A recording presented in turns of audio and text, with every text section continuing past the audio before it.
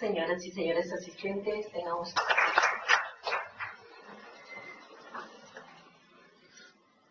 Muy buenas noches con todos ustedes. En principio, para agradecer a Editorial Librejur por la gentil invitación para participar en este diplomado. Nosotros venimos a compartir algunas experiencias que venimos caminando en este transcurrir del tiempo hacia el mes de noviembre, cuando en nuestra Corte se implemente la nueva Ley Procesal de Trabajo. Y felizmente, para mi suerte, el tema que se me ha asignado toca como el tema fundamental del nuevo modelo, ¿no? La oralidad.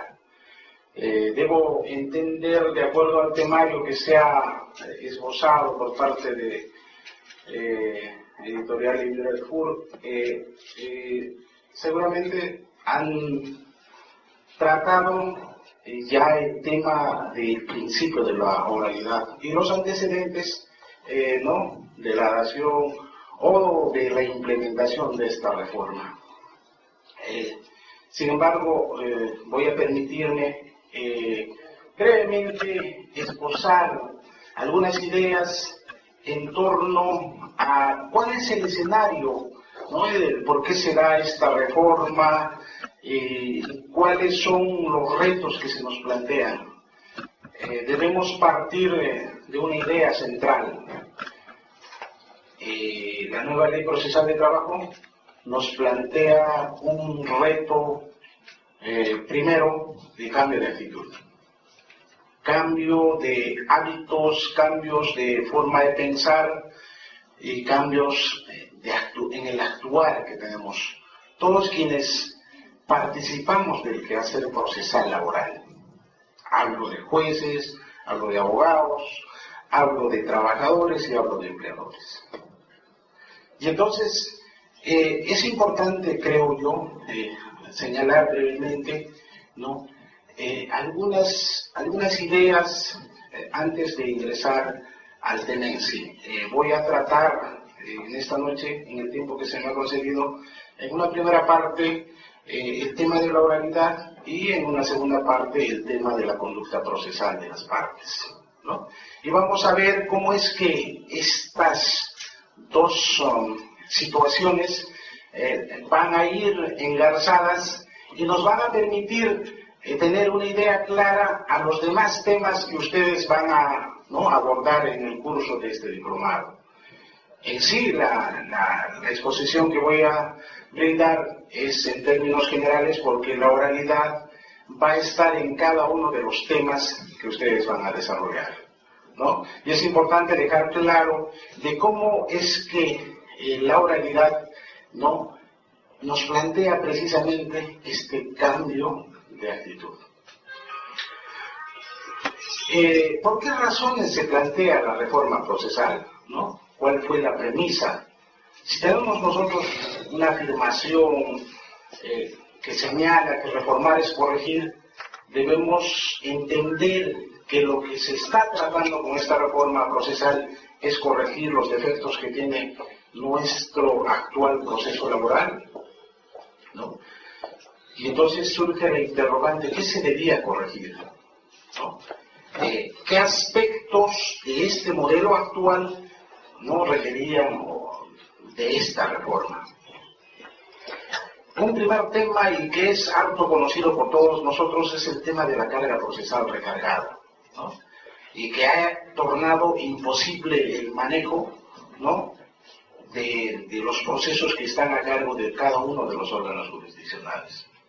Y esto es un tema ya sistemático o sistémico, si se quiere, porque este problema no solo lo tienen los juzgados laborales, sino todas las especialidades del Poder Judicial, ¿no? Los juzgados penales, civiles, de familia. Entonces, ese es un tema sistémico. Entonces, este es un primer tema, ¿no? Quienes han propugnado la dación de la Ley Procesal de Trabajo señalaron que O sea, no es posible que tengamos una justicia laboral en el cual se discuten derechos de carácter alimentario, ¿no? Tengan una demora de 3, 4 o muchos años más. ¿Qué hacer frente a esto? ¿Qué hacemos frente a esta problemática? ¿No? La excesiva demora de los procesos ha generado a su vez una suerte de abuso de parte de los empleadores. Y evidentemente un proceso laboral se ha convertido en una especie de negocio para los empleadores. Porque evidentemente si está en juego un capital importante, le resulta mucho más beneficioso desde el punto de vista económico al empleador el que ese proceso se dilate por años, porque sin necesidad, ¿no?, de tener que asumir créditos, va a tener ahí en manos un capital que le pertenece al trabajador sin tener que pagar intereses, ¿no?, o cargas financieras.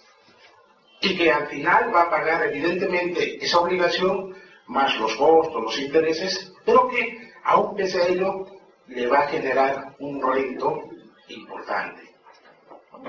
Los empresarios saben que un capital, supongamos, un tema en discusión de 50.000 soles por beneficios sociales, evidentemente en 4 años ese capital se va a duplicar o triplicar o en algunos casos cuadruplicar. Eso es una realidad, y más aún en la realidad económica que vivimos en nuestro país. Y entonces, visto de esa forma, el empleador evidentemente le resulta beneficioso mantener un proceso hasta el final. Y esto ha generado un descontento general de parte de los trabajadores. Evidentemente, se ha llegado a un nivel de falta de credibilidad en el sistema de justicia laboral. Y con justa razón y con toda razón todos los trabajadores, no, tienen la idea de que el proceso laboral es, ¿no?, un proceso que no los beneficia en absoluto. Un proceso que más bien los envía, como quien dice, a un camino tortuoso, ¿no?, que tienen que pasar por 3 o 4 años para poder lograr alcanzar un derecho de carácter alimentario. Y esto ha generado el crecimiento de la problemática social, evidentemente, ¿no? Esta suerte de convulsión social, protesta social, viene a amarrar a estos temas, ¿no? Evidentemente nosotros, desde una perspectiva social, no podemos, ¿no?, dejar de tener en cuenta ello.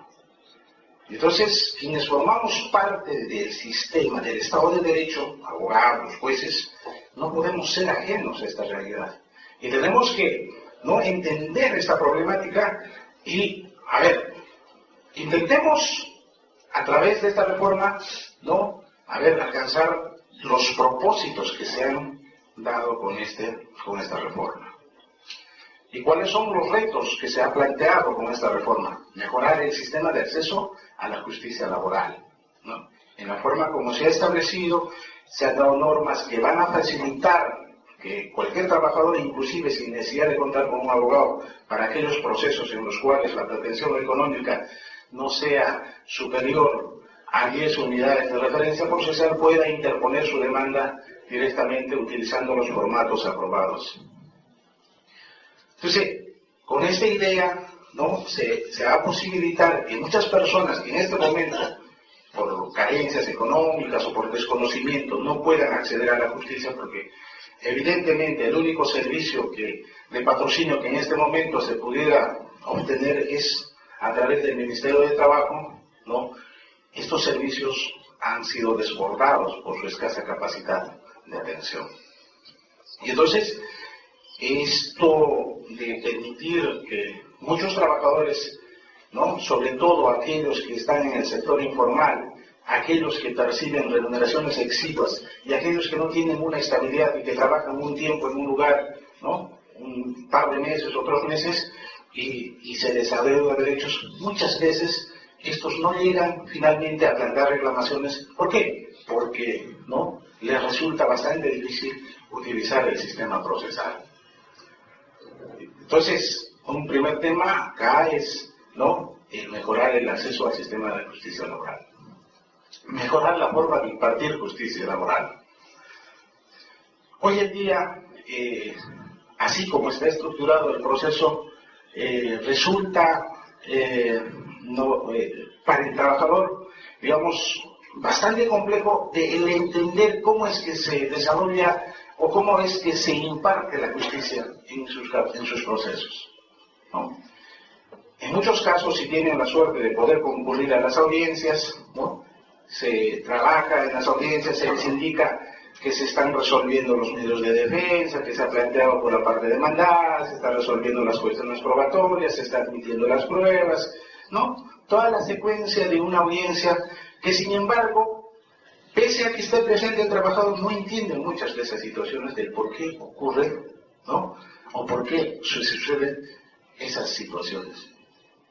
Y luego tiene que esperar un tiempo, ¿no es cierto?, no se sabe por cuánto, ¿no?, hasta que se emita la sentencia. Una sentencia que va a ser dictada por escrito y que solamente le va a ser transmitida, ¿no?, por intermedio de su abogado. O sea, es su abogado quien le va a transmitir de cuál es el sentido de la decisión y cuáles son las razones de esa decisión. Y el trabajador, frente a eso, en algunos casos en los cuales probablemente se den situaciones en las que se declaren infundadas sus demandas, no entiende en realidad cuál ha sido la razón por la cual no ha obtenido una sentencia favorable. Puede ser, ¿no?, que en efecto no tenga derecho, o puede ser que haya tenido una defensa inadecuada.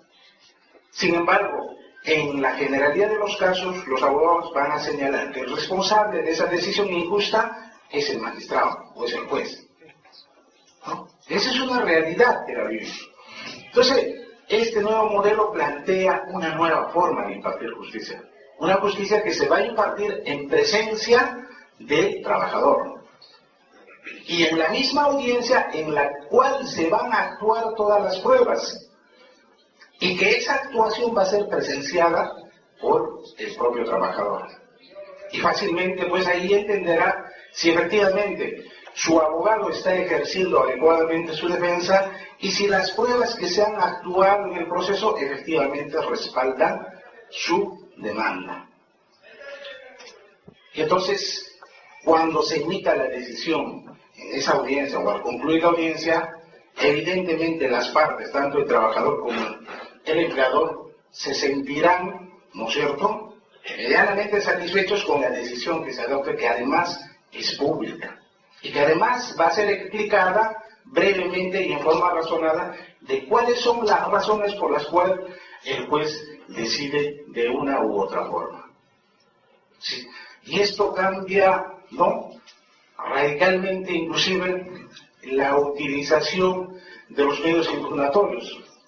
Porque en muchos casos se tiene conocimiento en las cortes donde ya se ha implementado la ley procesal de trabajo, los empleadores quedan convencidos, ¿no?, tienen la certeza de que la reclamación del trabajador es justa y que por tanto, ¿no?, ellos tienen que cumplir con pagar. Y en muchos casos, pese a que el abogado, ¿no?, propone la interposición de los recursos impugnatorios, los empleadores deciden, ¿no?, finalmente pagar lo que el juez ha ordenado. Y evidentemente, además, la celeridad que se espera alcanzar con este nuevo modelo, ¿no?, va a cambiar también la posición del empleador respecto, ¿no?, a ver si el proceso laboral aún constituye siendo un negocio adicional, o es que se va a aperturar la posibilidad de que la conciliación constituya un mecanismo que vaya a crecer cualitativa y cuantitativamente dentro del proceso. Otro reto es la necesidad de la formación gerencial en el proceso. Acá para adelante el juez va a estar abocado exclusivamente al tema de la gestión de sus procesos. El juez, a partir de la vigencia de esta norma, se olvida de todas las responsabilidades administrativas que hoy día tiene que asumirles. Entonces, el juez va a dedicarse exclusivamente a la labor jurisdiccional, porque la labor administrativa va a ser encargada al funcionario correspondiente, que va a ser el administrador. El Entonces, esta responsabilidad gerencial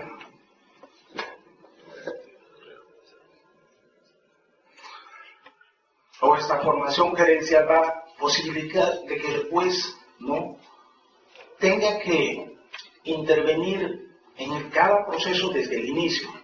El juez va a ser el que tenga que calificar las demandas. Y el juez va a ser el que va a diseñar la estrategia del desarrollo de cada proceso. Porque sólo así va a ser posible que pueda cumplir con los plazos que la ley prevé. Juez que no tenga el conocimiento y el control total del proceso desde el ingreso al despacho, ¿no? Seguramente va a tener problemas con los plazos fijados por la ley. Y esta formación gerencial le va a permitir planificar los tiempos, ¿no?, para la fijación de las audiencias de conciliación y las audiencias de juzgamiento, tratando de equilibrar, ¿no es cierto?, aquellos procesos simples, aquellos procesos relativamente complejos y aquellos procesos complejos. El equipo ELECTI nacional, el equipo técnico de implementación de la Ley Procesal de Trabajo, viene planteando ahora, ¿no?, a partir del hecho de que se va a poner en vigencia la ley en Lima, ¿no?, los sistemas de monitoreo y control, que hasta este momento no han sido implementados aún, pese a que ya existen muchas cortes que ya tienen vigencia de más de un año, ¿no?, con la nueva Ley Procesal de Trabajo. ¿Y qué se plantea? Se está planteando que debe haber un control estricto y riguroso del control de los plazos en la Ley Procesal de Trabajo. Y esto se va a aplicar en Lima. La idea es que Lima tiene que ser el reflejo de si la nueva ley o el nuevo modelo funciona o no en el Perú. Ese es el gran reto que corresponde ser asumido no solo a los miembros del Poder Judicial, hablando de jueces y personal jurisdiccional, sino también y conjuntamente a los abogados.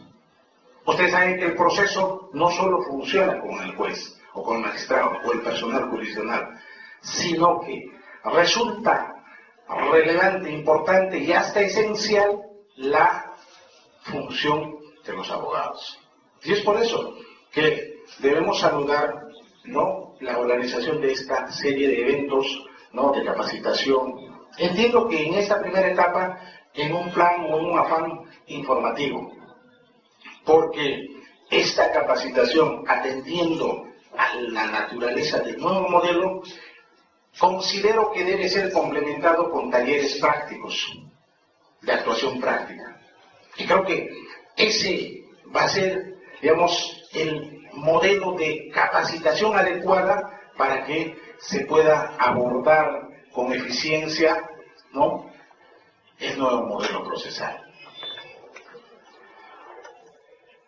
La prevalencia de la oralidad.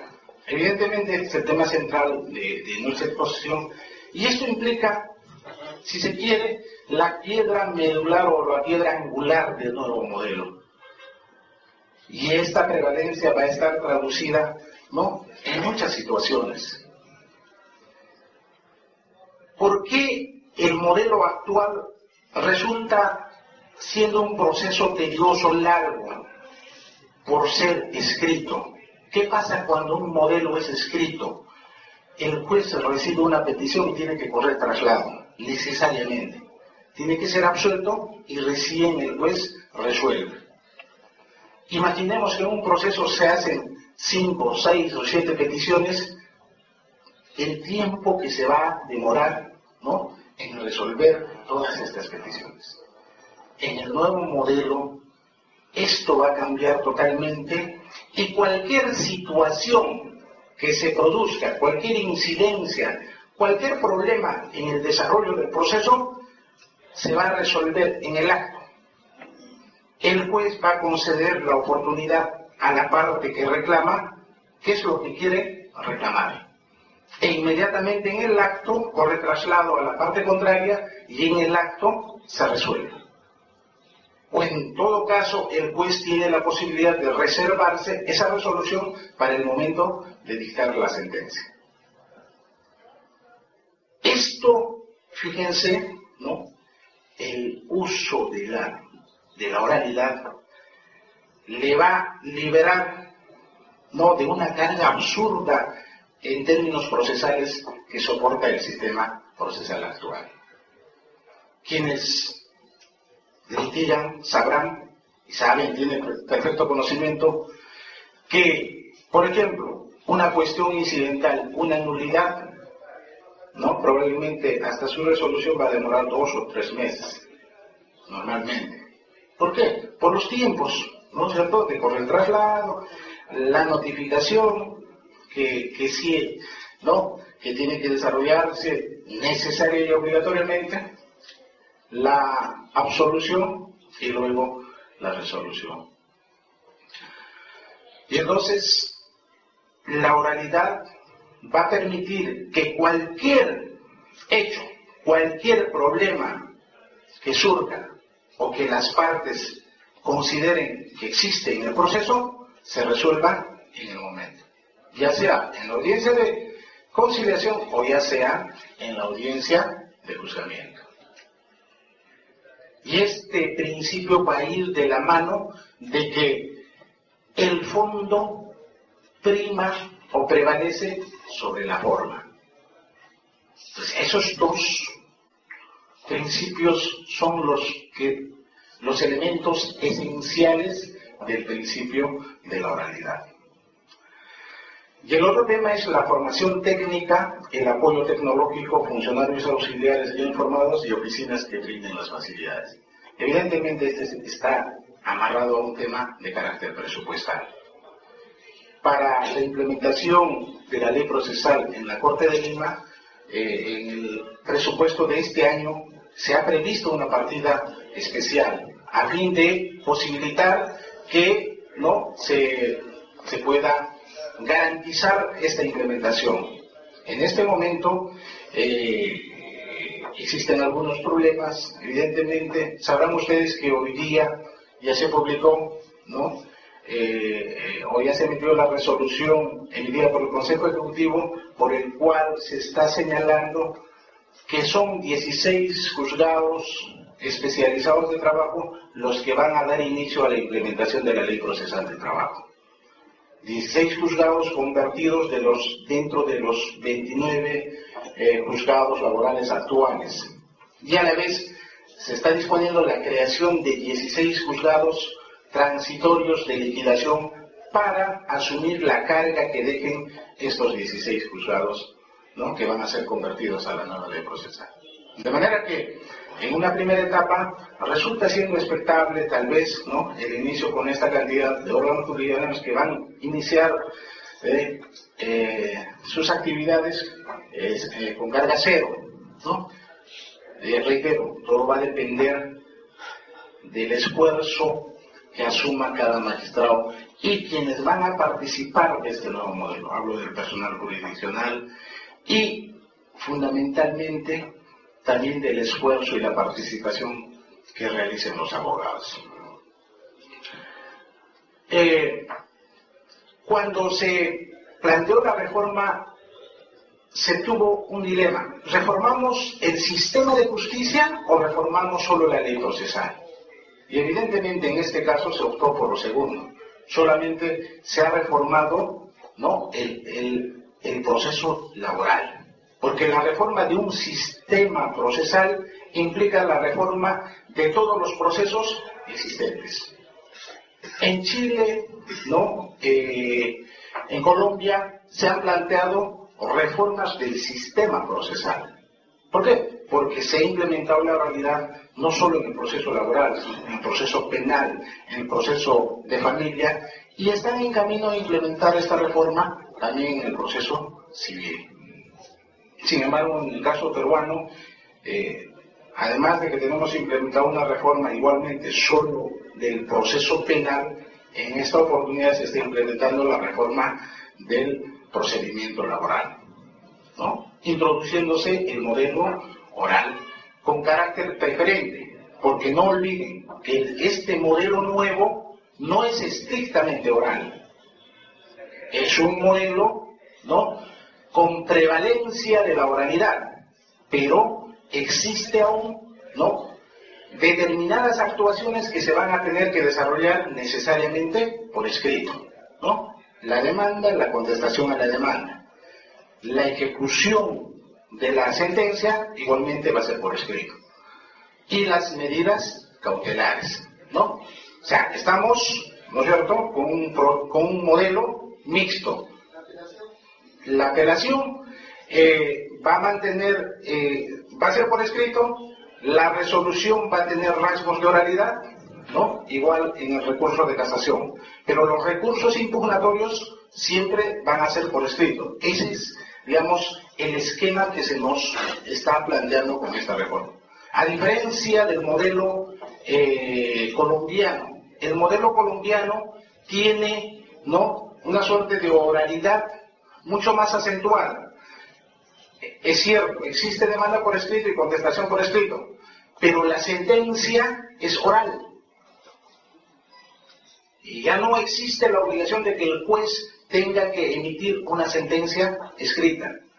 Y la apelación igualmente es oral y en el mismo acto, en la misma audiencia. Entonces, en el modelo colombiano se elimina, ¿no es cierto?, la escrituralidad en los recursos de impugnación. En el caso peruano, existe la obligación, y ese es un gran tema que nosotros tenemos, la necesidad de tener que emitir una sentencia escrita. Y esto para los jueces va por dos temas. Uno, si la actuación de las pruebas no permiten al magistrado emitir una decisión al término de ella, ¿no?, con la invocación de los fundamentos de hecho y de derecho, el análisis, la valoración de los medios probatorios, o sea, tiene adicionalmente la carga que redactar una demanda por escrito. Y colateralmente tenemos un tema, ¿no?, el problema frente a los procesos de ratificación frente al Consejo Nacional de la Magistratura, ¿no?, porque el Consejo plantea una serie de exigencias respecto al contenido de las resoluciones judiciales que emitan los jueces, porque lo que hacen es calificar las sentencias que emiten los jueces. Y en un modelo oral, evidentemente, la forma de resolver debe ser mucho más simple. ¿Por qué? Porque esa decisión va a estar orientada directamente a las partes del proceso, ¿no?, a los trabajadores y al empleador. Bueno, ese es un tema que seguramente va a meditar una revisión posterior, como hoy en día se da en el caso de los procesos penales, ¿no? ¿Por qué? Porque ha habido un cuestionamiento de si la sentencia oral que se ha dictado en los procesos, o se viene dictando en los procesos penales, ¿no es cierto?, afecta o no el principio de la motivación escrita de las resoluciones judiciales. Ya el Tribunal Constitucional ha señalado que no hay vulneración a este principio con las resoluciones emitidas en forma oral en los procesos penales.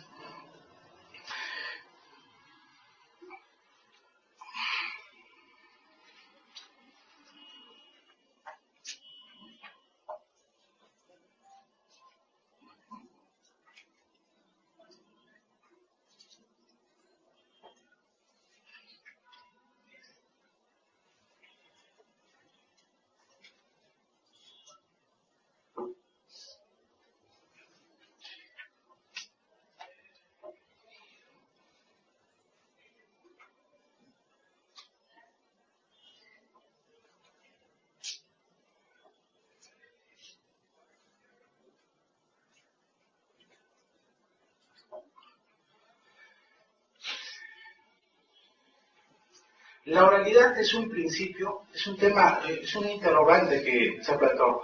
Yo no sé si este tema ya lo abordaron, pero la doctrina mayoritaria señala que la oralidad no es un principio, ¿no? Es un modelo de procedimiento. Y en el caso peruano, ¿qué ha pasado?, ¿no? En el caso peruano se ha incorporado, ¿no?, dentro de la ley procesal, la oralidad como un principio. O sea, aquello que doctrinariamente se señala que no es un principio, simplemente es una herramienta, si se quiere, o es un modelo de procedimiento, pensamos que va a abonar o va a redundar beneficiosamente al modelo. ¿En razón a qué? En razón a que si fuera simplemente una herramienta, ¿no es cierto?, cualquier situación controversial, cualquier problema que surja en el desarrollo del proceso, ¿no?, si no se tienen las reglas preestablecidas en la ley procesal, se va a tener que acudir, ¿no es cierto?, supletoriamente a las normas procesales que rigen en el ordenamiento nacional. Y la ley procesal señala que, ¿no?, la supletoriedad en la aplicación del Código Procesal Civil. Sin embargo, al haberse considerado como principio, esto supone, si entendemos qué es principio, ¿no es cierto?, el principio va a permitirnos, nos establecen líneas directrices, ¿no?, tanto en la formulación de una ley, en la interpretación de una ley o en la aplicación de una ley, ¿no? Eso es lo que entendemos por principio. Y si esto es así, cuando tengamos situaciones no reguladas en la ley procesal de trabajo, vamos a acudir a la oralidad como principio. ¿Y qué es la oralidad como principio? Lo que se ha señalado: prevalencia de lo oral sobre lo escrito, prevalencia del fondo sobre la forma. De manera que cualquier situación que se genere en el desarrollo del proceso, ¿no?, antes de acudir a la norma supletoria contenida en el Código Procesal Civil, debemos acudir a estas dos premisas esenciales. Y teniendo la actuación de estas dos premisas, ustedes, si hacen un ejercicio de pensamiento con algunas situaciones, ustedes van a poder resolver válidamente, ¿no?, con estas dos premisas. Imaginemos cualquier situación. ¿Por qué? Porque un cambio de modelo resulta siempre difícil. Es un cambio de hábito. Nosotros nos hemos acostumbrado a pensar de una forma durante aproximadamente 16 años, ¿no?, desde la dación de la Ley Procesal de Trabajo 26.646. Y hemos razonado de esa forma. Y ya sabemos de memoria cómo es el proceso. El proceso se demanda, puede ser declarado inadmisible, hay que subsanar, se notifica, vienen las excepciones, puede haber una denuncia civil, viene la audiencia. En la audiencia se resuelven las excepciones, se pueden actuar pruebas, y si hay pruebas que no están en el momento, se puede suspender porque es importante una prueba. Viene la conciliación, viene la fijación de puntos controvertidos, las cuestiones probatorias, ya tacha las oposiciones, actuación de pruebas respecto de estas cuestiones probatorias. Y esa es la imagen que tenemos del proceso. Y cuando nos ponemos a ver un caso en el nuevo modelo, empezamos a tener dudas, pero ¿y esto cómo funciona? ¿Y esto cómo va a funcionar? Y cuando vamos a la ley procesal, como que no encontramos las respuestas normativas, no encontramos las soluciones a cada una de estas situaciones. Y entonces en esta situación hay que pensar, a ver, estas dos premisas, lo oral prima sobre lo escrito, y el fondo prima sobre la forma. Si hay un tema de cuestionamiento, cualquiera fuere el tema, vayamos al principio. Si es un tema instrumental, que el proceso acá se vició, y se corrige en el acto, y se brindan las garantías procesales. Oye, ese defecto, ¿qué te originó? Me puso en indefensión. Ya, entonces en este momento te repongo el derecho de defensa. Ejércelo. Esa es la idea. La idea es que tengamos que ¿no? Resolver cualquier situación que se presente de duda en el proceso a través de este principio. La oralidad en el plano dogmático, ¿no?, se reconoce como un principio clave del proceso. Pero este principio no actúa solo. Este principio, necesariamente para que se considere que es oral, va a estar engarzado con la concentración, la inmediación, la celeridad. No podría entenderse jamás la oralidad sin concentración. ¿Cómo podríamos hacer oralidad si no están las partes y las pruebas? No podríamos entender oralidad sin inmediación. O sea, es implícito, es indesligable, indisoluble la concurrencia de estos principios con la oralidad. Y en el plano metodológico, la oralidad, ¿no?, se aprecia desde la perspectiva dinámica como un mecanismo prevalente en las actuaciones procesales. Y entonces, desde esa perspectiva de dinámica, ya, o sea, como un modelo, se constituye en una herramienta, en una característica del proceso laboral. Y su mayor relevancia la va a adquirir en las audiencias. O sea, la oralidad va a adquirir su plenitud en la audiencia de conciliación y en la audiencia de juzgamiento, que por cierto son las fases más importantes, si se quiere, el corazón del nuevo modelo.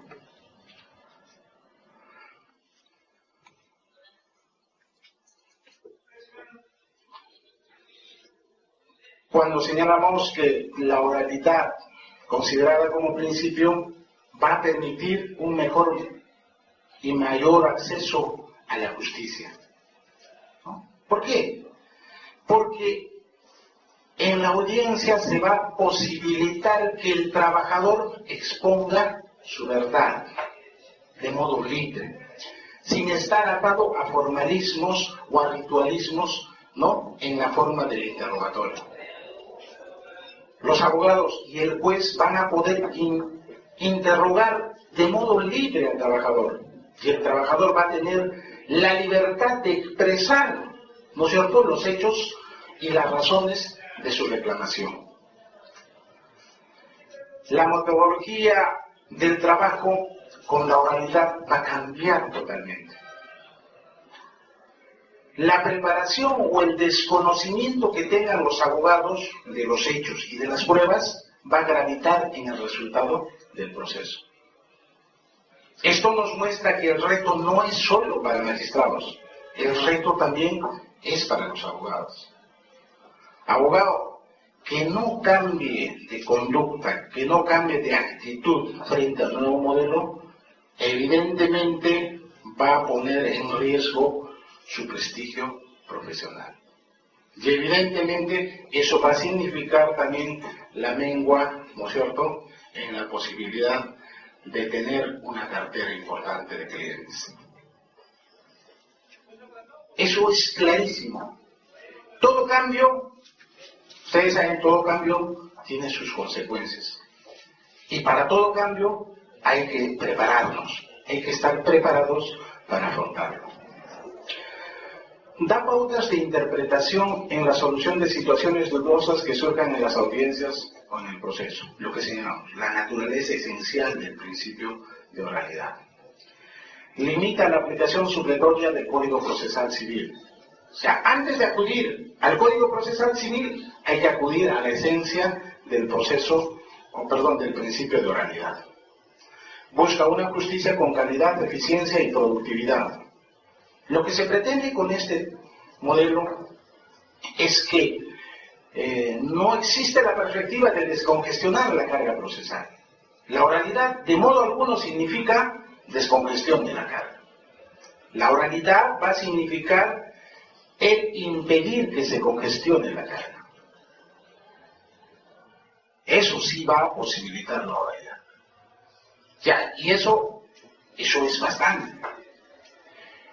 Se ha hecho una suerte de ejercicio, ¿no?, para determinar el número de juzgados que van a entrar en vigencia, se ha hecho una suerte de ejercicio estadístico, ¿no? Teniendo en cuenta la producción de los órganos jurisdiccionales en los 3 últimos años, ¿no? Y el número de procesos que ingresan anualmente a cada juzgado. Y se ha establecido un término medio con una carga de producción mínima que sería de 32 procesos, ¿no? 32 casos resueltos, por mes, ¿no? Por cada uno de estos 16 juzgados se podría atender la carga procesal considerada estadísticamente en promedio de los 3 años anteriores. Evidentemente, esta reforma está generando muchas expectativas. Se señala por ahí que es probable que exista una cantidad de procesos que no estén reservándose su inicio hasta la implementación de la Ley Procesal de Trabajo, que podría no generar una cantidad no insospechada de demandas. Esperamos que eso no ocurra. Sin embargo, la idea es que si cada órgano jurisdiccional resuelve esa cantidad de procesos, evidentemente va a evitar que se congestione, o por lo menos que se congestione rápidamente.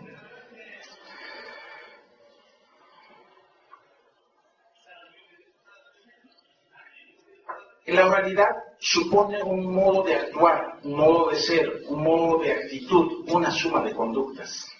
La oralidad es hacer. O sea, no podríamos explicar, podemos pasarnos toda la noche y no podríamos explicar con la mayor claridad, ¿no?, cómo es que funciona la oralidad. La oralidad hay que hacerla, hay que verla, ¿no? Es importante, por eso, señora, para que la capacitación logre sus objetivos, necesariamente se tienen que desarrollar talleres de capacitación, en los cuales se trabaje interactuando, ¿no?, y con la participación de todos. Solo así vamos a poder internalizar el cambio. O sea, no se puede abordar el cambio solo a partir de una perspectiva teórica. La oralidad se va a concretar, ¿no?, con algunas situaciones. Ya hemos señalado: prevalencia del oral sobre lo escrito, la preferencia del fondo sobre la forma, la dirección del proceso a cargo del juez y la participación real de las partes y sus abogados, la búsqueda de la verdad, la valoración razonada de la prueba y la razonabilidad de las decisiones. Evidentemente, terminada una audiencia en el cual se ha actuado una declaración testimonial, se han señalado que existen documentos que demuestran efectivamente la existencia de vínculo laboral, se ha establecido, se ha demostrado cuánto era la remuneración percibida por el trabajador, se ha demostrado que no había una causa para el despido, y evidentemente, razonablemente, una sentencia no podría declarar infundada la demanda, ¿no? Entonces, la decisión, ¿no?, la oralidad va a obligar a que esa decisión sea razonable en torno a los términos cómo se ha desarrollado la audiencia de juzgamiento. Asimismo, la oralidad como herramienta significa la capacidad del juez para resolver el conflicto inmediatamente al concluir la audiencia. Y este es el principal reto para los magistrados. O sea, magistrado que no tenga la capacidad de resolver al término de la audiencia el conflicto, no va a poder desempeñarse en este nuevo modelo. Definitivamente, esto implica un cambio de forma de pensar. Si hemos estado acostumbrados hasta ahora a sentarnos y redactar nuestra sentencia, ¿no?, hacer nuestra parte expositiva, nuestra parte considerativa, buscar jurisprudencia de la Corte Suprema, jurisprudencia del Tribunal Constitucional, ¿no? Evidentemente, con esa forma de trabajo no vamos a poder trabajar en este nuevo modelo. Reto, cambio de forma de trabajo. El significado fuerte de la oralidad será en el diseño de las audiencias de conciliación, en la actualización de las pretensiones y defensas. Y acá viene, es posible que se plantee la demanda, ¿no?, con determinadas pretensiones.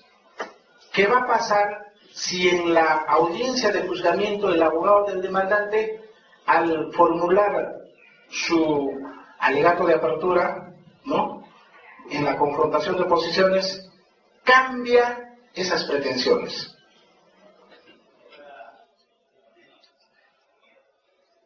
¿Qué hacemos?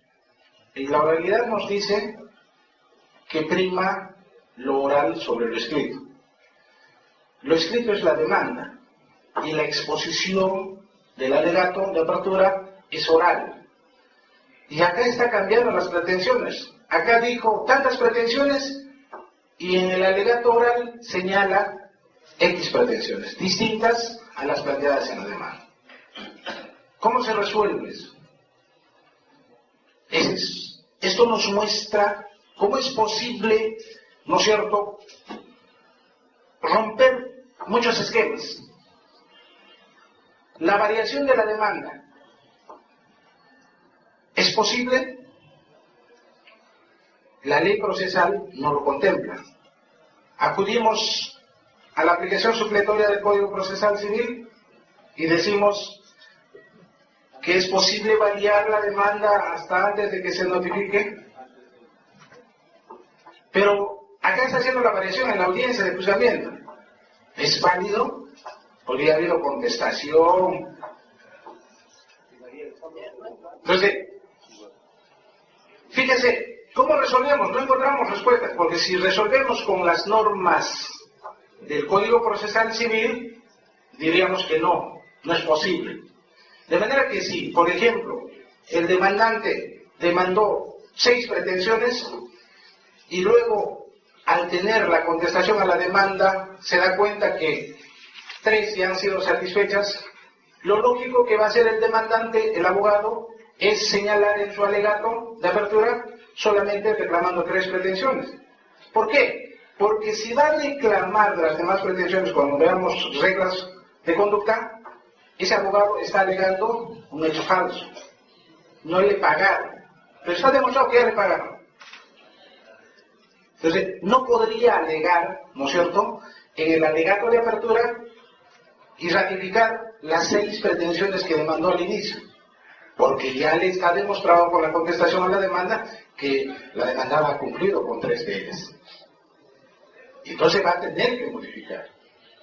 No habría mucho problema porque hay disminución, no se afectaría ningún derecho. Entonces, aceptamos, válido el principio, prima lo oral sobre lo escrito. Pero ¿qué pasa si la situación se produce a la inversa? Por ejemplo, se invierte, demandó 4 pretensiones y en el alegato de apertura agrega 2 pretensiones o 1 pretensión. ¿Cómo resolveríamos? Igual, hay que hacer el mismo ejercicio, ¿no? Y entonces, eso implica que tenemos que ir acostumbrándonos a pensar de qué forma debemos pensar. Oigan, los principios de la oralidad son estos, las bases de la oralidad son estas. Y volvemos. Si se agregó una pretensión, supongamos, se olvidó de demandar utilidades. ¿Cómo resolvemos? ¿Se admitimos? ¿No admitimos? Si lo oral prima sobre lo escrito, ¿cómo se garantiza el derecho de defensa del trabajador? Del empleador. Porque no podríamos, ¿no es cierto?, tampoco dejarlo en indefensión. Y entonces eso va a permitir ir dando soluciones casuísticas en cada caso. En las cortes que ya está en vigencia tuvieron este tema y cómo abordaron. Tuvieron soluciones creativas, ¿no? Si se trata de un derecho de carácter automático que surge de la relación laboral, evidentemente, ¿no? Podría, ¿no?, tomarse en cuenta dos cosas. Si no hay problema con plazos de prescripción, ¿no?, atendiendo de que el proceso es rápido, ya puedes decirle que demanden otro proceso. Pero si habría ese problema, podría, ¿no?, suspenderse la audiencia y concederse a la parte demandada la oportunidad, ¿no?, para que pueda ejercer su derecho de defensa y ofrecer las pruebas que estimen pertinentes. Y ahí viene otro tema. ¿Y qué pasa con los plazos de prescripción y caducidad? ¿Se computan a esa fecha o a la fecha de interposición de la demanda? ¿No? Entonces, hay que... La forma de respuesta que tenga que darse en su oportunidad va a tener que ir de la mano de los principios que hemos señalado. Igual, en el caso de las pruebas. De acuerdo a este nuevo modelo, si no lo ofreciste en la demanda o en la contestación, tienes la oportunidad de ofrecerlo en la audiencia de juzgamiento. Lo importante es que la prueba esté en la audiencia de juzgamiento. ¿Por qué? Porque recién en la audiencia de juzgamiento el juez va a determinar, luego de evaluar cuáles van a ser los hechos que no necesitan de prueba y cuáles sí, recién va a evaluar qué medios probatorios va a admitir. Y es en ese momento que las partes tienen la oportunidad de ofrecer las pruebas extemporáneas que pudieran tener a la mano. Expresarán las razones, el juez otorgará el derecho, correrá traslado a la parte demandada y con ello resolverá la admisión o no de ese medio probatorio.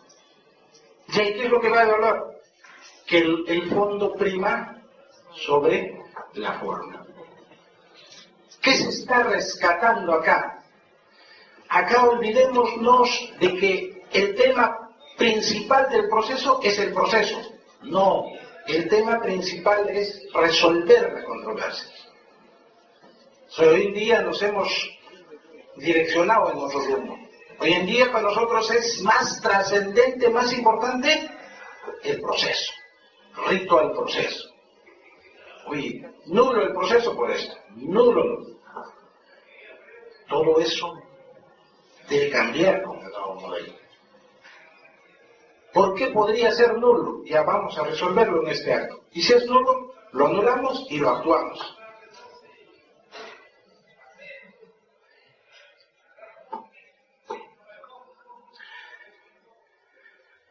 La oralidad debe ser efectiva y no meramente formal. Esto implica cambios de hábitos en los jueces y abogados y también supone cambios en los que vienen atrás. Las universidades deben cambiar sus currículas, los estudiantes deben cambiar ya, ¿no es cierto?, sus estudios. La tarea del Colegio de Abogados. El Colegio de Abogados debe jugar su rol importante, su rol gremial. A ver, en este nuevo modelo se van a plantear una serie de responsabilidades nuevas. Y vamos a ver el código de ética, si el código de ética sigue siendo compatible con estos dos nuevos modelos que ya rigen en el Perú, en el proceso penal y en el proceso laboral. Y es tarea del colegio, igualmente, apuntalar las normas internas. ¿Por qué? Porque este nuevo modelo trae como ingrediente adicional la obligación que va a tener el juez de sancionar las inconductas procesales. Si hasta ahora era una facultad el sancionar las inconductas procesales, con el nuevo modelo es una obligación. O sea, abogado que incumple con las reglas de conducta procesal va a merecer la sanción correspondiente, o la parte que incurra, ¿no?, en conducta procesal va a meditar, se le imponga la sanción correspondiente. Y no como una facultad del juez, sino como una obligación y que tiene que hacerla al momento de dictar sentencia. Fíjense, o sea, ¿qué es lo que está planteando el nuevo modelo? Señor, tengo que garantizar la eficiencia de este modelo. Yo no puedo permitir que nadie distorsione, nadie desnaturalice este modelo. O sea, el juez ahora tiene las herramientas necesarias. Y le va a corresponder al juez impedir, ¿no?, que se generen los malos hábitos. Cuando se dio la ley procesal 26636, ¿no?, la perspectiva era una norma que permitía una solución rápida de los procesos, una audiencia única que debía ser única en realidad, pero que hoy en día no es única, ¿no? Se ha distorsionado totalmente. ¿Por qué? ¿Por qué? Por los malos hábitos. Al punto que ahora el hecho de que el juez no ejerza la facultad prevista en el artículo 28, ¿no?, la actuación de pruebas de oficio, ya constituye una causal de nulidad de la sentencia. O sea, se ha llegado a un nivel de distorsión total de las responsabilidades que les asisten a las partes, ¿no?, en el proceso. O sea, es el juez el que finalmente tiene que estar obligado a acreditar los hechos alegados por las partes. Eso resulta, pues, ¿no?, inverosímil. Y la idea es de que acá mantengamos todos. El cambio de actitud nos tiene que llevar a considerar que lo excepcional es excepcional, pues. O sea, no convirtamos lo excepcional en ordinario.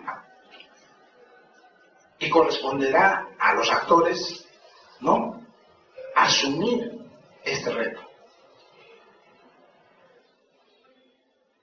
Tenemos clara nosotros la idea de que lo excepcional debe mantenerse en esa categoría. Por ejemplo, en la emisión de la sentencia, ¿qué dice la norma? Concluida la audiencia del juez, ¿no es cierto?, podrá emitir la sentencia inmediatamente. Podrá suspender la audiencia por 60 minutos y en ese lapso, ¿no es cierto?, elaborar sus ideas y a los 60 minutos dictar el fallo.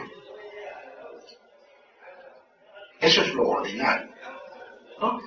Y podrá notificar la sentencia escrita en el plazo máximo de 5 días. Esa es la regla general.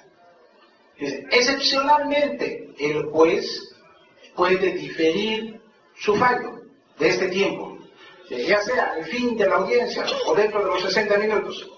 Podrá diferir, dictar el fallo, ¿no?, para un plazo de hasta 5 días. Para aquellos casos complejos. Eso dice la norma. Entonces, mantengamos eso, respetemos que solo debe, ¿no?, actuarse de este modo excepcional cuando el caso sea realmente complejo. Y no así, pues, en todos los casos. Y en algunas cortes ya se ha ingresado en ese terreno de convertir lo extraordinario en ordinario. Yo les comento, no a modo de crítica, sino a modo de una experiencia. Cuando tuvimos la oportunidad de hacer una pasantía en Arequipa, nos prepararon un cronograma de diligencias que debían desarrollarse.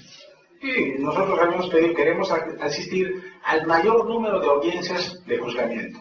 Y en efecto, nos hicieron la programación y teníamos audiencias de juzgamiento en el cronograma.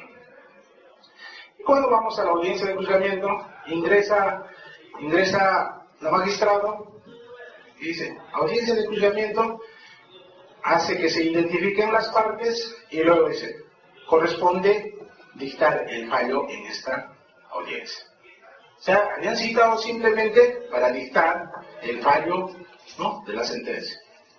Pero le denominan como audiencia de juzgamiento. Y en otro proceso, era un proceso contra el Poder Judicial, ¿no? Era la segunda audiencia, ¿no? La continuación de la audiencia de juzgamiento. ¿Qué ha pasado? En la primera audiencia, el magistrado consideró importante, trascendente, la exhibición de unos documentos escritos, ¿no?, para resolver el caso. Y suspendió la audiencia y como prueba de oficio dispuso que el Poder Judicial emitiera los documentos pertinentes. Cita la nueva fecha hasta de continuación de audiencia. Y entiendo yo ya, es posible que excepcionalmente el juez pueda, ¿no?, disponer la actuación de pruebas de oficio. Excepcionalmente. Ya, validemos, ya era correcto. Pero en todo caso, si eso era así, definitivamente la sentencia debió ser dictada en la audiencia de continuación, perdón. Sin embargo, ¿qué ocurre? Se produce la actuación de las pruebas documentales, ¿no?, que además ya habían sido entregadas por escrito, es decir, el juez ya los tenía en su poder desde hace varios días, y pues termina la audiencia de actuación de esas pruebas documentales y señala, considerando que este proceso es complejo, ¿no?, decide suspender la emisión del fallo para dentro de 5 días. Y les comento, ¿de qué se trataba el tema? El tema simplemente se trataba de una desnaturalización de contratos morales y el pago del bono jurisdiccional. ¿La discusión de este tema les parece complejo? Y entonces, lo que tenemos que tratar es de evitar que ocurran situaciones parecidas. Indudablemente, reitero, no va a ser nada fácil, esto va a implicar esfuerzo de todos, no solo de jueces, sino de abogados y de las partes. La oralidad plantea la elección entre calidad versus la cantidad. Evidentemente, en un proceso, en un modelo escrito, es posible que podamos tener una producción en serie, ¿no? Sin embargo, el modelo oral te va a brindar calidad en las decisiones. Definitivamente no hay un término de comparación, ¿no?, entre una sentencia oral y una sentencia escrita. Y bueno, la oralidad alcanza su máxima expresión en la audiencia de juzgamiento. ¿Por qué? Porque hay la confrontación de posiciones, la actividad probatoria, la formulación de los alegatos y la emisión de la sentencia, todas orales. Fíjense, ¿cómo se va a actuar oralmente una prueba documental? ¿Se imaginan cómo debería actuarse una prueba documental? Porque tenemos que resolver al final. ¿Sí? ¿Cómo se ofrece una prueba documental?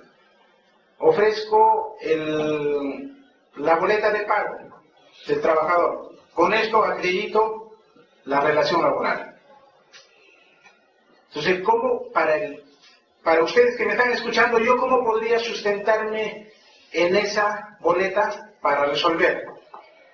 Es importante, entonces, que la prueba documental deba ser oralizada. Cierto, el magistrado dice, se admiten estas pruebas. Estamos en admisión. Pasamos a la actuación. ¿Cómo se actúa la prueba documental? La prueba documental tiene que ser oralizada. Y cada parte que ofrece su prueba documental tiene que señalar en qué consiste ese documento, de qué se trata, identificar al documento. Boletas de pago de los meses de enero a diciembre del 2011. En ellos consta como fecha de ingreso, tal fecha. El cargo de tal. La remuneración de tal. Los conceptos que integran la remuneración, tales. El certificado de trabajo emitido por el jefe de recursos humanos, de fecha tal, en el cual se hace constar que el demandante ha prestado servicios, ¿no?, en calidad de tal, desde tal fecha hasta tal fecha. Y en algunos certificados se señala, ¿no?, inclusive el monto de las remuneraciones que se le han pagado. Entonces, lo que se tiene que hacer es señalar el documento con todas sus características, desde luego en lo que le corresponde a los intereses de su patrocinado.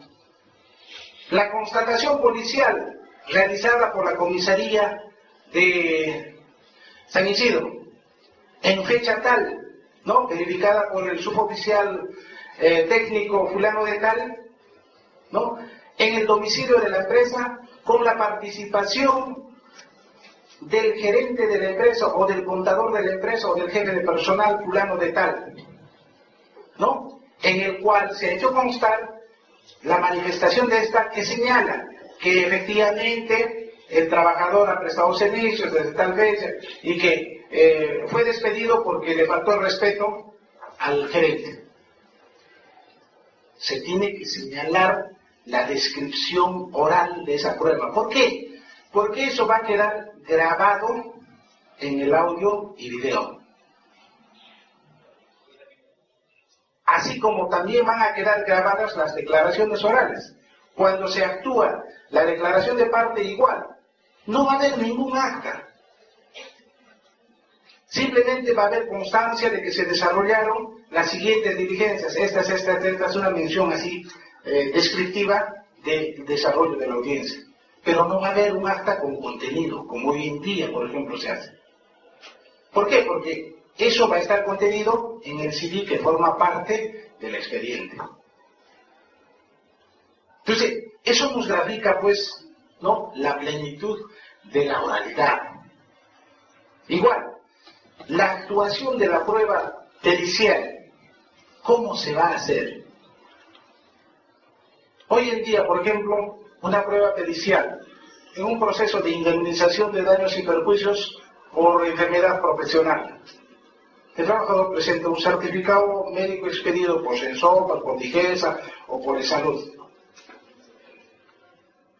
O en algunos casos se dispone la realización de una pericia a cargo de un perito designado por la REPEC. El perito señala, ¿no?, en un documento si tiene o no tiene la enfermedad. En el nuevo modelo, todas las pruebas periciales tienen que ser actuadas en el proceso.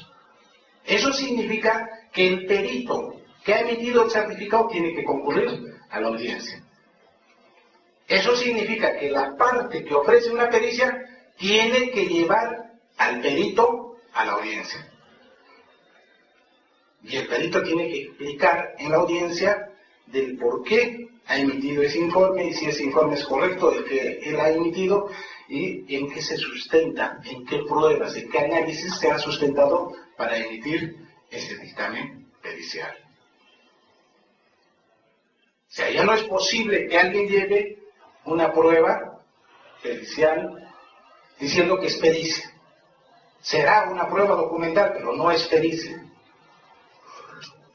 O no se le puede dar el valor de prueba pericial. Entonces, así vamos a advertir cómo es que la oralidad, ¿no?, se va a reflejar en las actuaciones, fundamentalmente en la audiencia de juzgamiento. Evidentemente, también en la audiencia de conciliación se va a dar, ¿no?, esta actuación oral.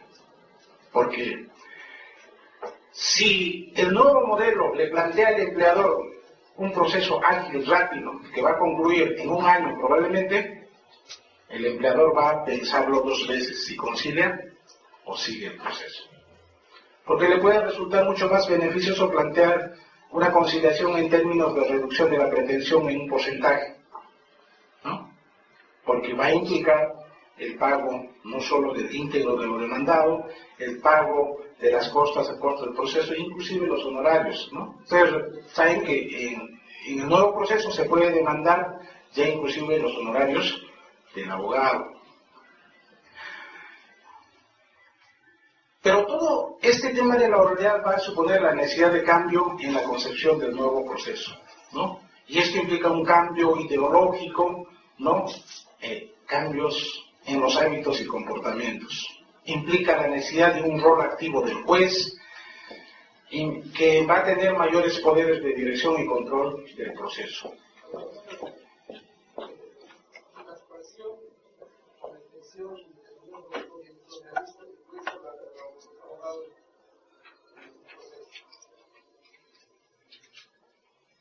definitivamente, ¿quiénes ofrecen las pruebas?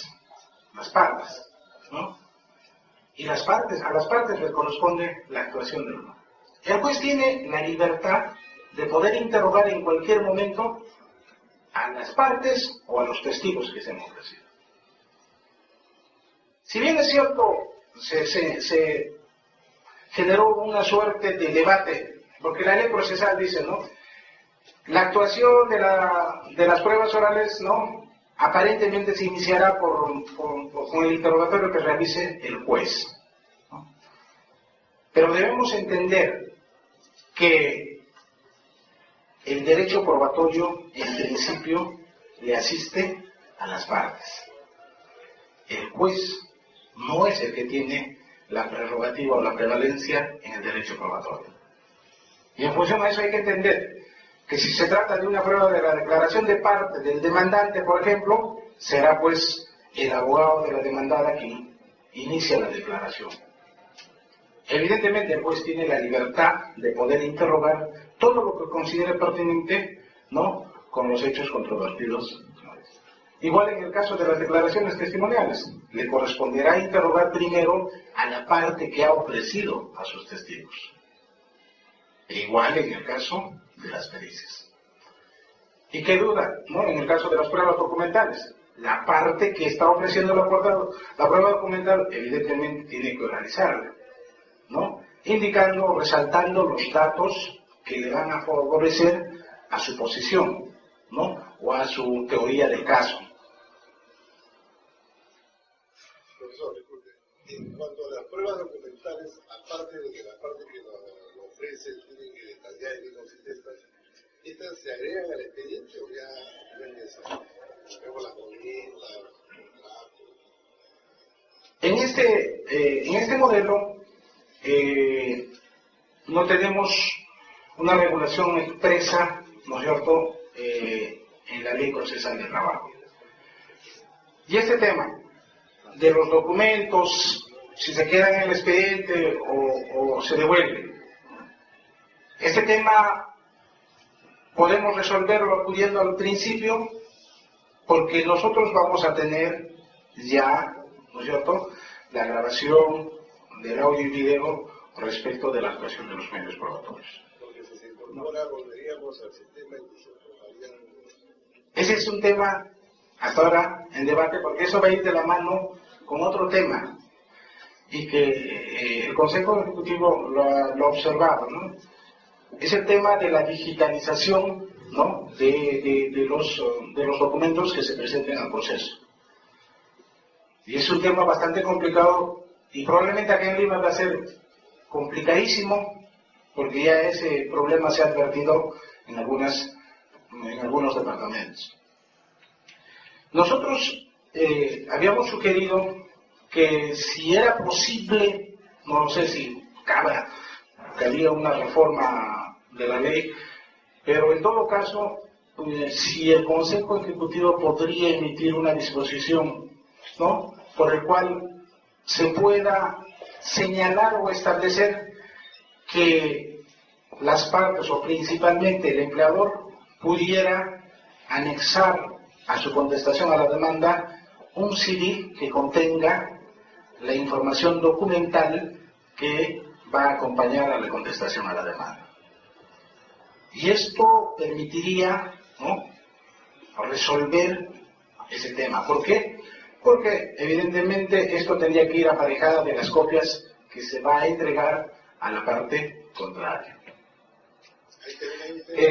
Entiendo en este momento que aún se va a tener que mantener, ¿no?, los documentos, porque en el modelo que se está elaborando se está diseñando el archivo modular de expedientes. O sea, aún se va a mantener los expedientes. Lo cierto sí es que cuando nosotros nos pusimos a hacer el estudio de cuánto del material probatorio que las partes aportan al proceso sirven para resolver los puntos controvertidos. Y hemos hecho así un estudio más o menos estadístico y hemos señalado que nosotros hoy en día, por la premura del tiempo, no hacemos ese trabajo de calificación y generalmente admitimos todas las pruebas que nos ofrecen las partes. ¿no? ¿Y eso qué hace? Genera que nos compliquemos en el trabajo de resolver la controversia. ¿Por qué? Porque a veces tenemos la necesidad de revisar todo ese caudal probatorio, que resulta siendo innecesario para los puntos que son materia de controversia. Probablemente nosotros ya hemos más o menos visualizado que muchas de esas pruebas no las vamos a admitir, ¿no? Y en todo caso, por ejemplo, si se trata de documentación contable ligada a planillas de remuneración y boletas de pago, vamos a tener el informe que nos va a emitir el perito que está adscrito al juzgado. Doctor, hoy en día ya nosotros, la SUNAT, ya nosotros tenemos el registro, donde inmediatamente ingresa el trabajador y ya se da de alta. Este es un documento que es una prueba.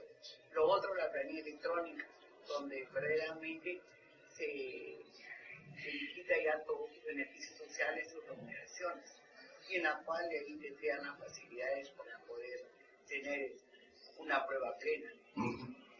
Efectivamente, en el tema de las planillas electrónicas, la ley le atribuye esta responsabilidad al Ministerio de Trabajo, porque en ese momento, cuando se dicta la ley, quien tenía a cargo las planillas electrónicas era el Ministerio de Trabajo. Ha ocurrido una modificación normativa y los empleadores ahora presentan directamente estas planillas electrónicas a la SUNAT, ¿no? Y entonces, fíjese, la norma en este momento no guardaría concordancia con lo que la realidad normativa de nuestro país señala en torno a las planillas electrónicas. Y entonces acá cabe ya una acción interinstitucional de parte del Poder Judicial con la SUNAT a efecto de establecer, ¿no es cierto?, los convenios respectivos a fin de que los magistrados que conozcan la nueva ley procesal puedan tener unas claves de acceso inmediato y directo a estas planillas. Evidentemente eso se tiene que hacer en este espacio de tiempo que nos queda. Una consulta más. Usted hizo referencia que el magistrado podía pedir cierta información en un CD, ¿correcto? De las pocas veces que he podido salir de Lima, el único distrito que lo pide es Trujillo, de los cuales, por ejemplo, 5 magistrados, solamente un magistrado, un solo juzgado pide este CD a la hora de identificar la demanda, pero lo hace con un apercibimiento de multa o de sanción al abogado. Si bien es cierto, actualmente no está señalado obligatoriamente, ¿no cree que es un exceso del magistrado pedirlo, sobre todo la sanción? Evidentemente, en este momento no hay una norma que podría sustentar, digamos, ese apercibimiento, ¿no? Evidentemente, para la imposición de una sanción, el principio de legalidad es esencial, ¿no? Todos sabemos eso.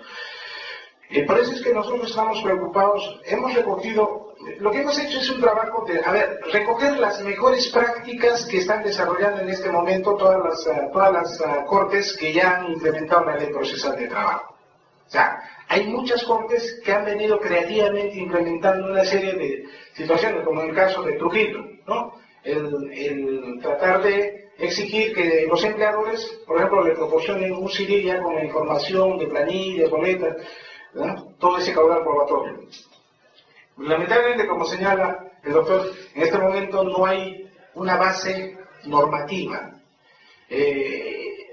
Nosotros le hemos planteado, está en debate si una resolución administrativa del Poder Judicial podría ser o no cuestionable respecto a esta imposición de esta obligación para el empleador, ¿no? Entonces, ese es un tema que seguramente va a corresponder resolverse en esa instancia.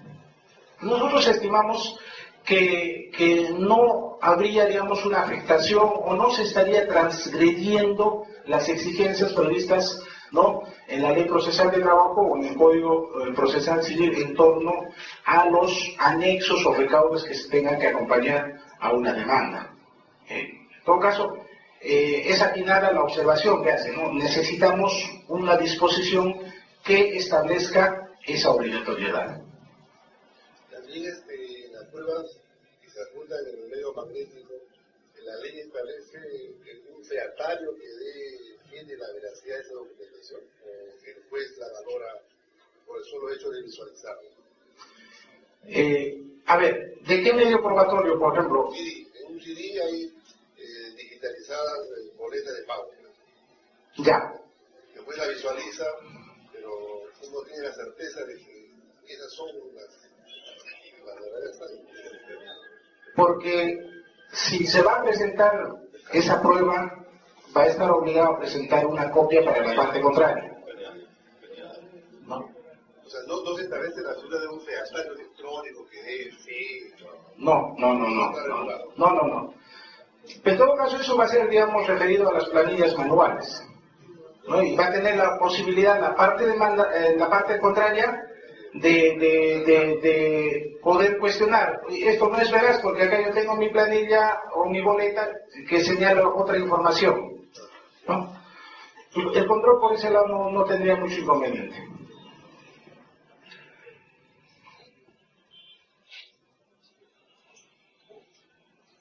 Bien.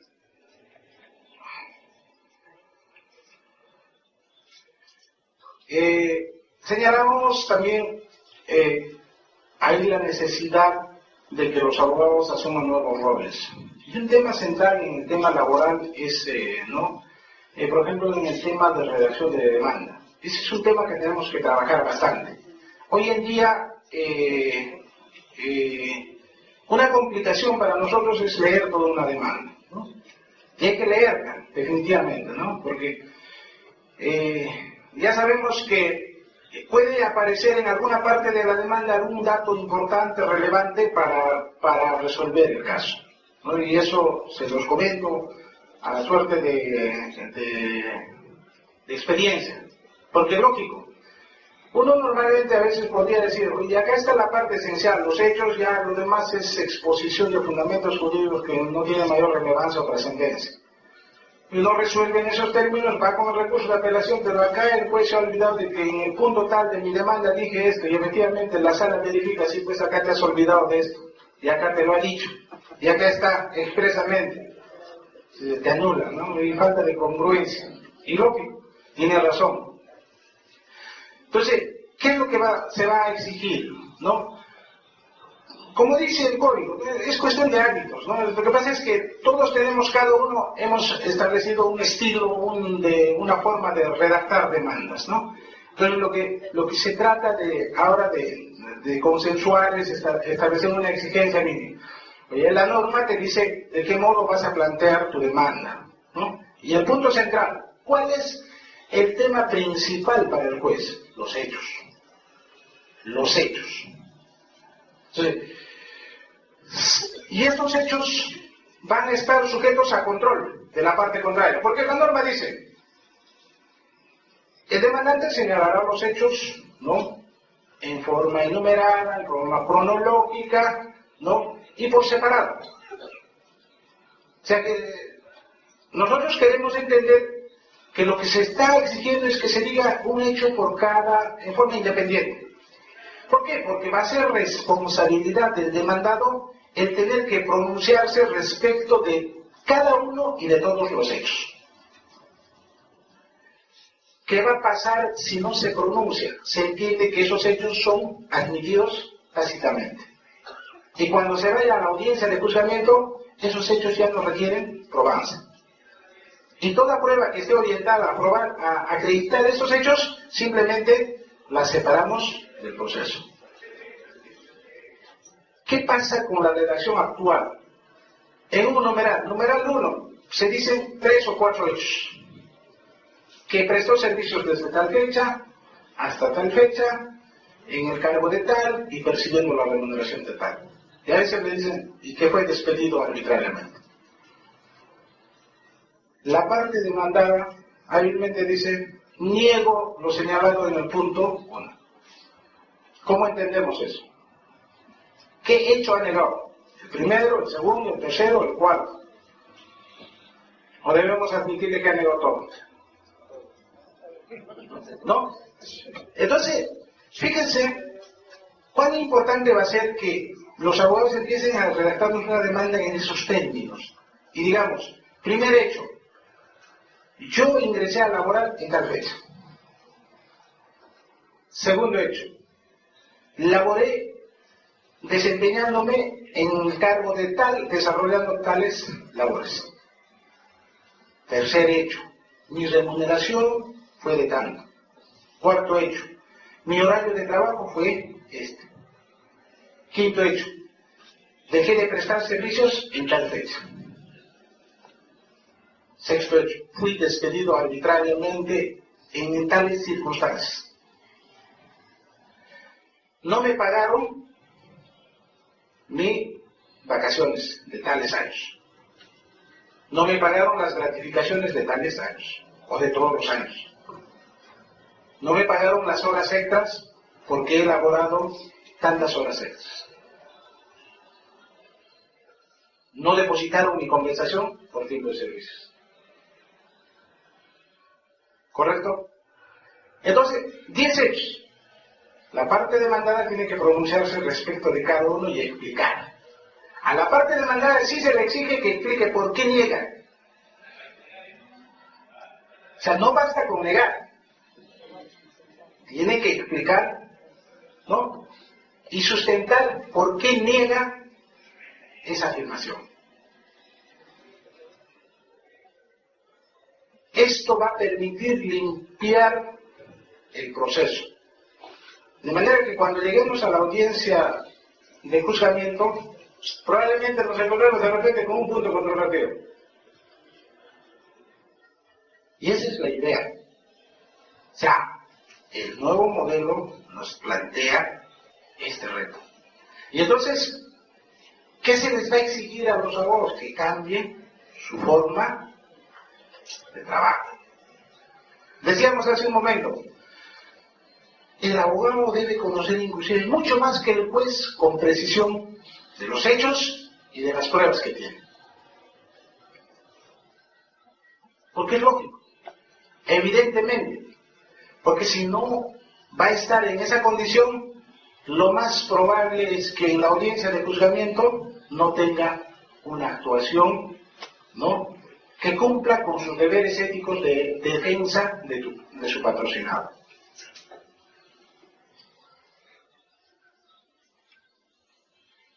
Entonces, otro tema adicional es que los abogados que litigan en materia laboral tienen que aprender a calcular beneficios sociales. Les va a ser muy importante para los temas de conciliación. Porque abogado que no, por lo menos tenga la idea general de cómo se calcula cada beneficio, difícilmente va a poder asesorar a su cliente para resolver un problema en la conciliación. Entonces, es un reto, una tarea. Yo creo que debemos asumir. Tienen que entrenarse en habilidades de comunicación. Hoy en día, ¿cómo litigamos? Por escrito, todo, ¿no? Todo lo hacemos por escrito. Y lo hacemos cómodamente en nuestros escritorios, tenemos modelos, jalamos de acá por allá, ¿no? Y a veces hasta mal, ¿no? Nos pasa también a nosotros, a los jueces. Sí, eso es cierto, hay que reconocerlo. Esas son una de las desventajas ¿no?, de la computadora, ¿no? Pero hay que tratar de buscar mecanismos para evitar, ¿no?, que nos sucedan esas situaciones. Y entonces, ahora tiene que cambiar. La actuación esencial del abogado se va a dar en la audiencia de juzgamiento. Tiene que aprender a litigar oralmente, a discutir oralmente, a interrogar oralmente. Ya no va a llevar su pliego y que el juez pregunte. El abogado tiene que aprender a hacer una estrategia de actuación de sus pruebas. O sea, si yo tengo testigos, tengo 4 testigos, ¿a cuál yo hago intervenir primero? ¿Cuál es mi testigo fuerte? Y en la demanda ahora el abogado ya no puede decir, yo demando y no ofrezco ni una prueba. Para cada una de las pretensiones tiene que decirme qué prueba ofrece. La vez pasada hacíamos un taller en el Colegio de Abogados y se tocaba el tema de horas extras, pero no había pruebas. El modelo es oral. En el modelo escrito, ¿cuál es la prueba privilegiada? El documento. En segundo orden están las pruebas orales. En el modelo oral se invierte. ¿Cuál es la prueba privilegiada? La prueba oral, la declaración de parte y las declaraciones testimoniales.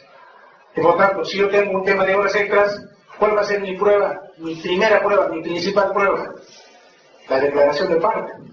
Del jefe de personal o del gerente de la empresa. Porque le preguntaré, pues, si en la empresa hay un registro de asistencia. Si la empresa tiene conocimiento de que hay una norma que obliga a que deba contar con un registro de asistencia.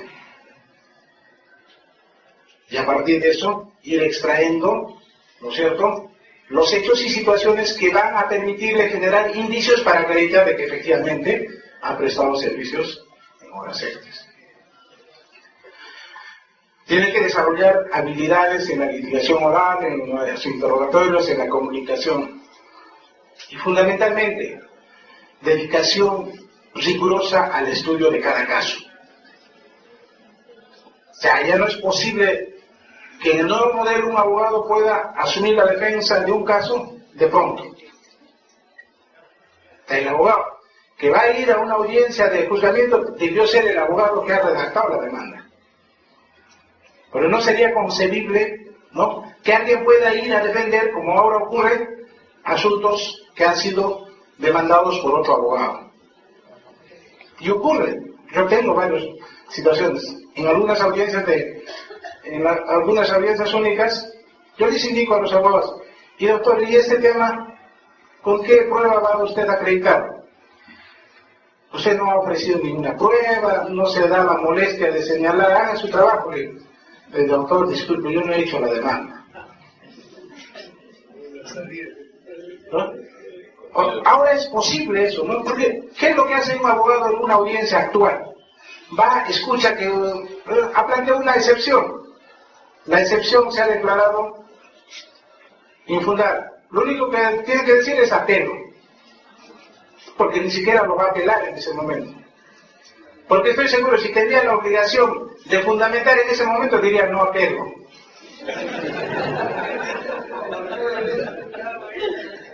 Por ejemplo, ese tema ha sido, digamos, un mal hábito.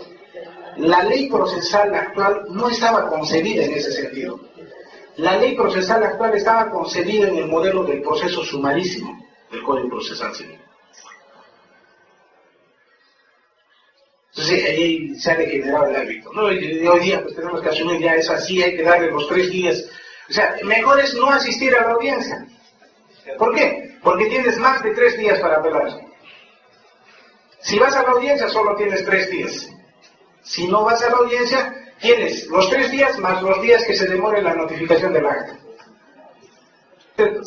Que menos los abogados de empleadores, mejor no voy a la audiencia. O le dicen a la parte que no vayas.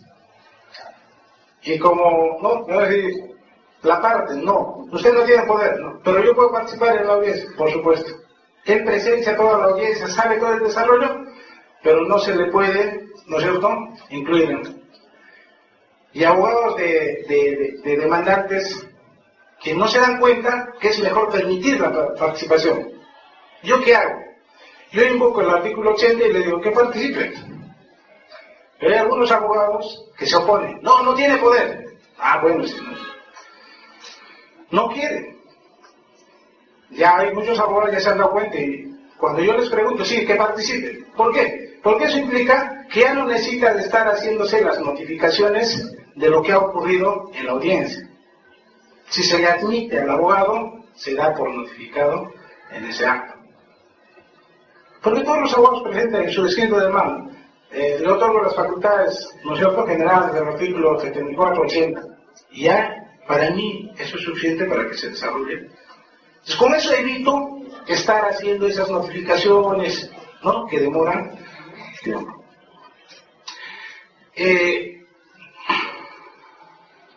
Bueno, nos hemos extendido mucho en este tema. Se va a requerir algunas necesidades de especialización, ¿no? Fundamentalmente, el nuevo modelo plantea la capacidad de jueces y abogados del manejo teórico de las instituciones del derecho laboral, porque, ¿no?, hay que decidir en el acto.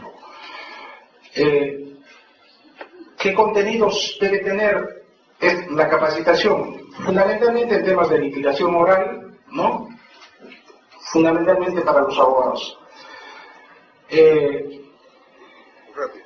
En resumen, digamos, la oralidad siempre va a estar de la mano con la inmediación, concentración, publicidad, contradictoria e imparcialidad.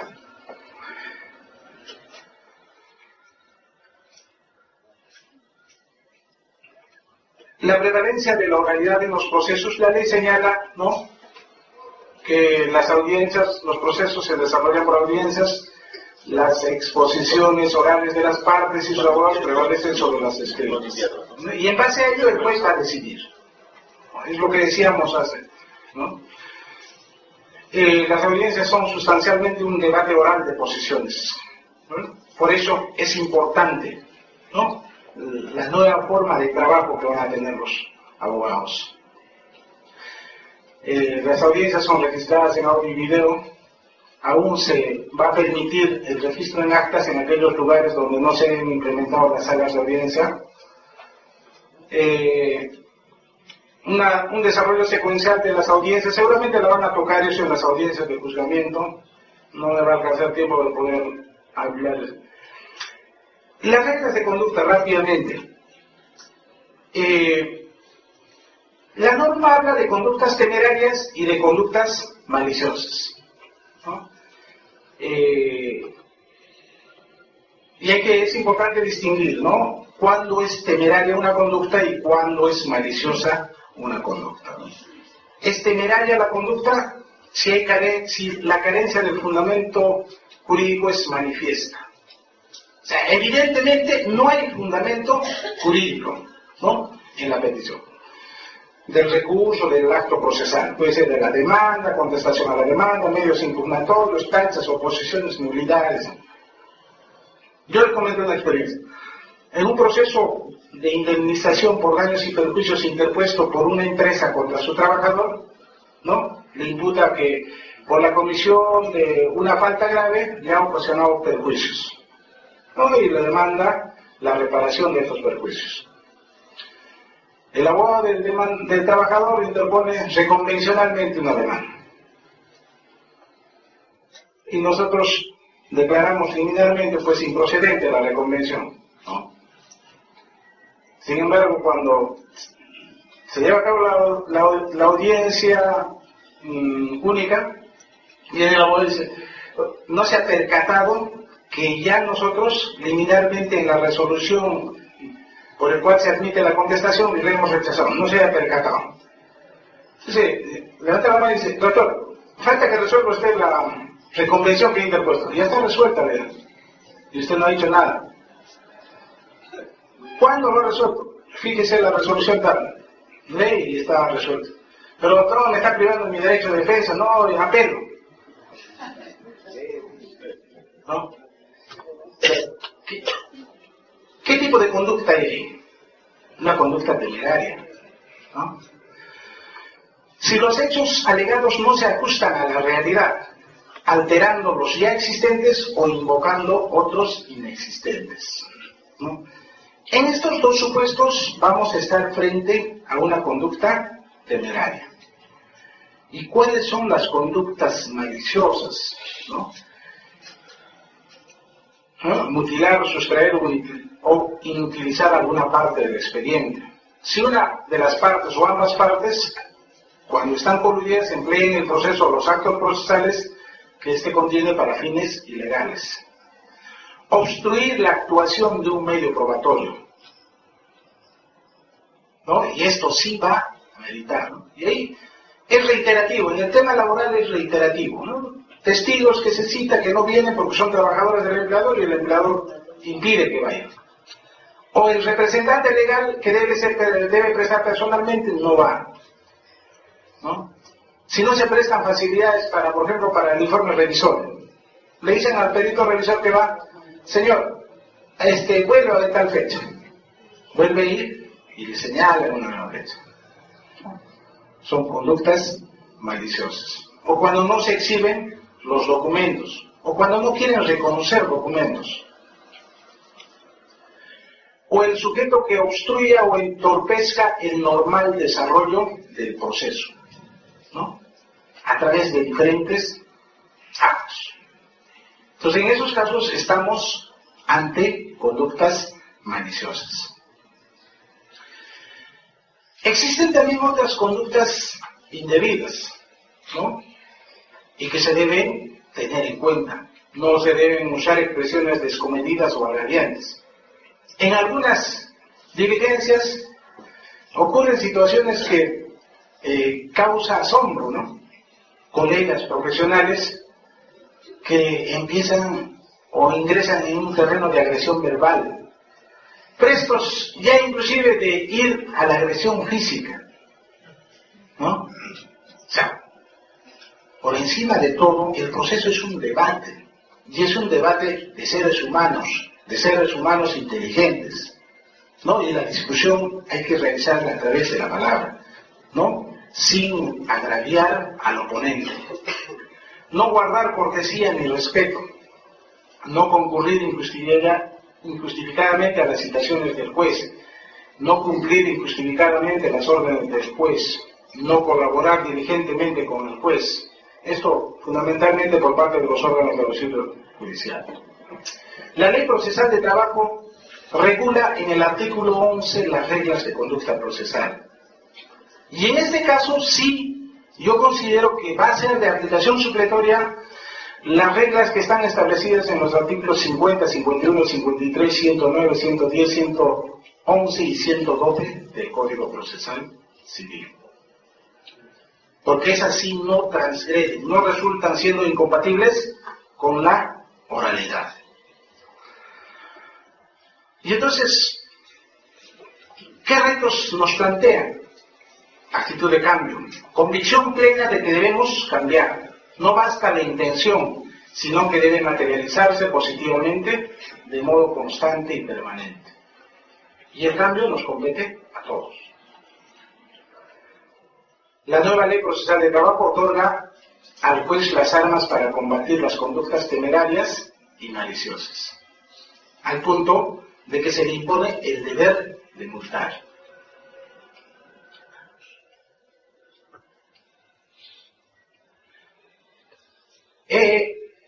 Estas son algunas de las cosas que he querido compartir con ustedes.